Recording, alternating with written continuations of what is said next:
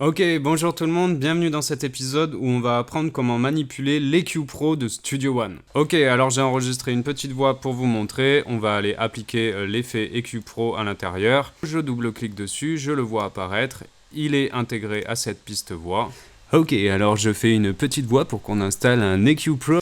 Ici, on voit l'entrée et la sortie à droite, donc si j'augmente certains points, on verra que la sortie va être forcément plus haute. Au-dessus, et on verra le coup bas, la force du...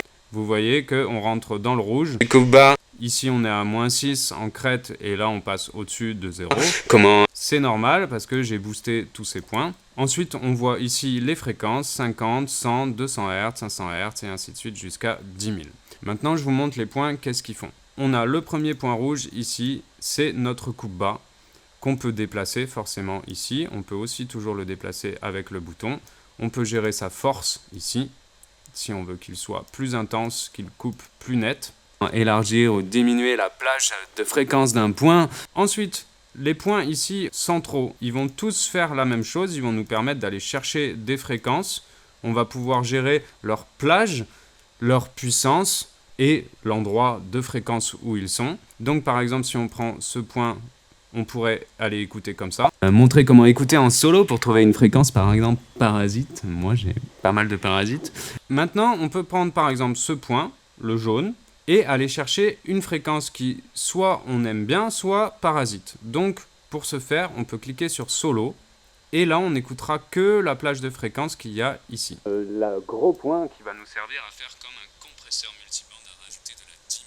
On peut aussi, même en solo, diminuer la plage de fréquence pour aller écouter plus précisément juste une fréquence qui pourrait par exemple nous embêter.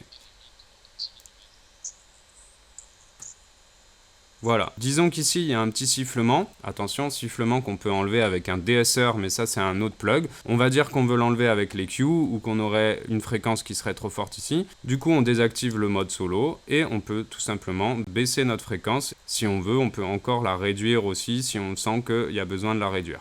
Là, ce mode solo est super cool pour vraiment trouver la fréquence qui nous dérange, sa plage de fréquence, et ensuite la diminuer ou l'augmenter.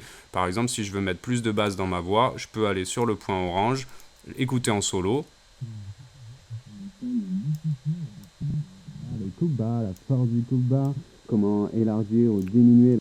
Voilà, on va dire que je veux de ces fréquences-là, je peux les augmenter ici. La plage de fréquence d'un point, montrer comment écouter en solo pour trouver une fréquence, par exemple parasite. Tous les autres points ici au milieu vont faire la même chose, donc comme je vous montrais, plage de fréquence, trouver la fréquence, le dB, et ensuite on a un high cut ici, qui est l'inverse du low cut, du coup, qui coupe les aigus, et on va pouvoir aussi, du coup, aller gérer son intensité ici.